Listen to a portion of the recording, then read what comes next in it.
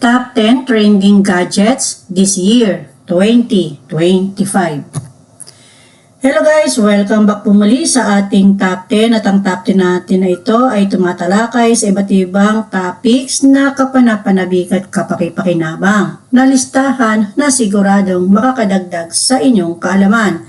Sa video natin na ito guys, talakayin natin ano ba yung top 10 gadgets na talagang okay no, this 2025 na talaga pong itong mga gadget na ito ay pinag-usapan, talagang trending gadgets ngayong 2025.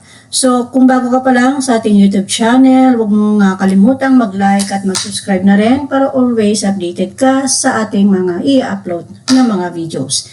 Thank you so much po in advance. So ano nga ba ang top 10 mga trending gadgets na ito this year 2025? Ayan guys, samahan niyo ako para wala po kayong ma-miss. Okay, sa panahon ngayon guys, mabilis na ang takbo ng teknolohiya, no? Hindi pwedeng magpahuli.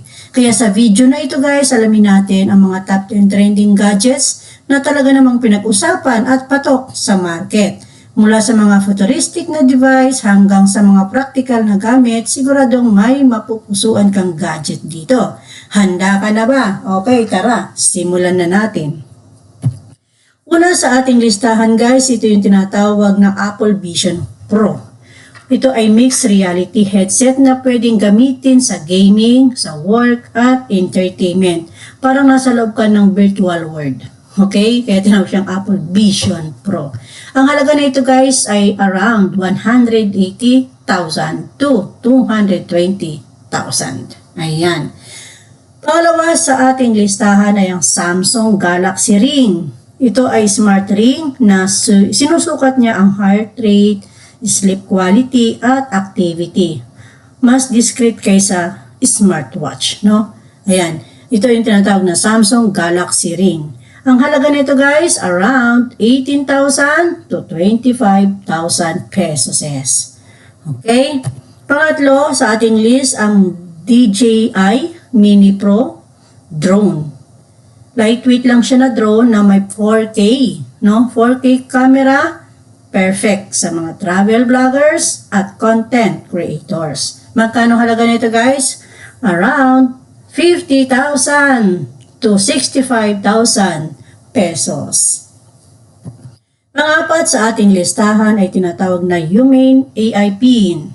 So, AI-powered siya na device na pwedeng isuot. Oh? Pwede siyang maging voice assistant, pwede rin sa projector, pwede siyang maging translator, at marami pang iba. So, magkano halaga na itong ating Humane AI Pin? Nagkakahalaga ng 55,000 to 70,000 pesos. Okay, next sa ating listahan, number 5, ang Anker Solix Solar Generator. Ito po ay portable solar powered generator. Ito ay may grip for emergency, for camping, or for off-grid living. So, maganda siya kasi nga ito ay solar lang, no? Kahit saan ka magpunta, basta dala mo lang ito, hindi ka mawawalan ng electric. Okay? So, pwede sa camping, pwede sa mga off activities. Basta dalhin mo lang itong ating solar power generator na ito. Ito yung Anker Solix Solar Generator. So, magkano halaga? Guys, 40,000 to 100,000 pesos. Depende po sa size. Okay? Number 6 sa ating listahan, Steam Deck OLED. So, ito po ay portable na gaming console na kayang magpatakbo ng PC games. Parang mini computer na hawak mo lang. So, ganyan po siya. Ang halaga po nito ay 30 to 45,000 pesos. Ang pito sa ating listahan ay ang Apple iPhone 15 Pro Max. So, may titanium body po siya, powerful A17 chips, at may advanced na camera, at ideal po ito for mobile photography.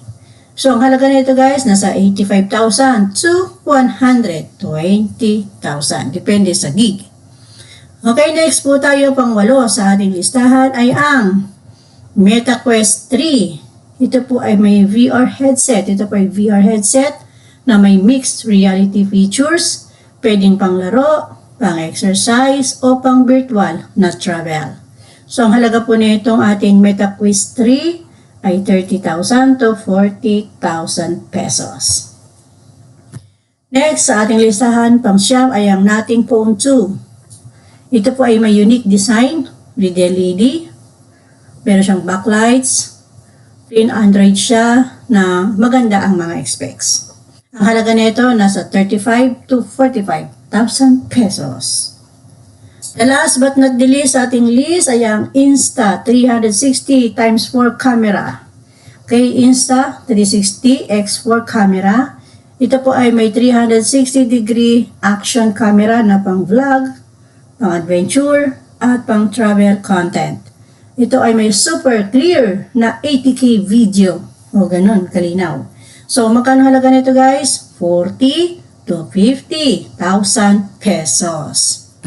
So, ayan yung ating mga pinaka-trending na gadgets ngayong 2025. Alin sa mga ito ang pinaka-gusto mo na meron ka kahit isa?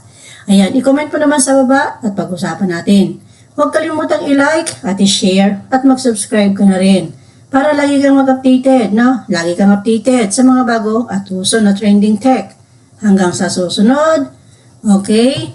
So, meron po tayong mga digital products. Pwede nyo pong avail ang ating digital products sa payhip.com digicrafts. Ayan po yung ating link. Salamat po sa inyong munting pagsuporta sa ating munting digital.